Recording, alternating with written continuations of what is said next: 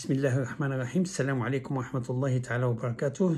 مبروك مبروك مبروك، المنتخب المغربي يتوج بكأس العالم للشباب بعد مقابلة مصيرية مع منتخب الأرجنتين.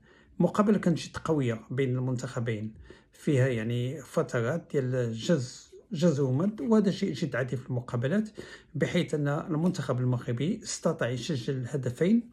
الهدف الأول سجله اللاعب الزبيري من ركلة حرة في الدقيقة 12، ورجع نفس اللاعب في الدقيقة 29 ليسجل الهدف الثاني، وبعدها المنتخب المغربي استطاع يكمل المقابلة بهدفين إلى صفر إلى نهايتها بحكم تكتيكي وأشياء كذا.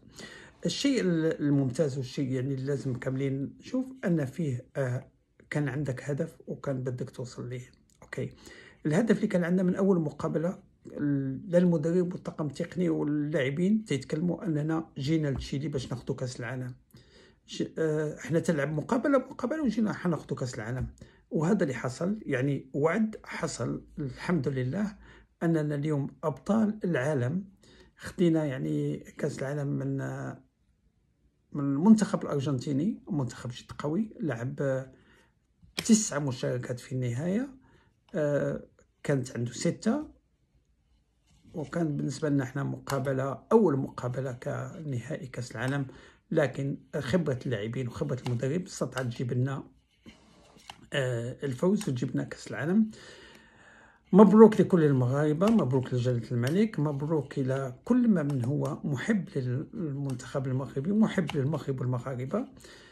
شكرا على دعم الجميع للمنتخب، شكرا على الوقوف اللي الناس كامله وقفت مع المنتخب وامنت به وامنت بالمدرب محمد وهبي، اللي يعني قدم اشياء جد ممتازه وكان يعني قد كلامه. والشيء الثاني اللي بدنا نقول هو ان بعد كاس افريقيا كان خطاب ديال الاستاذ فوزي القجع اللي قال لهم اوكي انا اخاطب العقول، وهنا بانت ان المخاطبه وصلت للعقول، باش العقول جابت لنا كاس العالم. شكرا للجميع، شكرا للاعبين، شكرا للمدرب، شكرا الى كل من واحد يؤمن بالمغرب ويؤمن بقدرات المغرب الرياضيه.